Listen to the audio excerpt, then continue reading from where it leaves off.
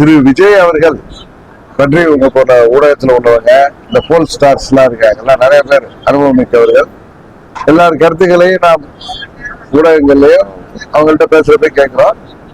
இந்த முறை தேர்தலில் எப்படி மறைந்த புரட்சி கலைஞர் விஜயகாந்த் அவர்கள் 2006 தேர்தலின் போது ஒரு இம்பாக்டை கொடுத்தாரோ அது போல கொடுக்கின்ற வாய்ப்பு இருப்பதாக நான் கருதுகிறேன். அது எல்லா கட்சிகளுக்குமே பாதிப்பை உருவாக்கலாம் என்றுதான் நான் சொல்லுவது யதார்த்தம். அதுக்காக கூட்டணி போறேன், அதனால நான் ஒண்ணு பேசுறேன். நான் எப்ப யதார்த்தத்தை பேசுறவன், ஏன்னா நான் கேள்விப்படுறதோ நிறைய இடங்கள்ல உங்க போன ஊடக நண்பர்கள் போற இடங்கள் சொல்வதோ, இந்த பல இடங்கள்ல சர்வே எடுப்பவர்கள் சொல்வதை பார்த்தா 2006 தேர்தல் போல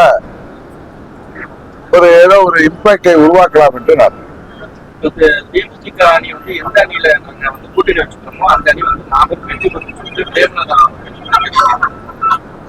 ஒரு கட்சியுமே அவர்கள் நாங்கள் வெற்றி பெறுவோம், நாங்கள் இடம்பெறுகின்ற அணி வெற்றி பெறுவோம் என்பது சொல்வது இயற்கையான ஒன்று. நான் உங்களுக்கு பல முறை சொல்லி வர்றேன், உங்களுடைய கேள்விகள் யூகங்கள்லாம் it's too early to discuss about all those things.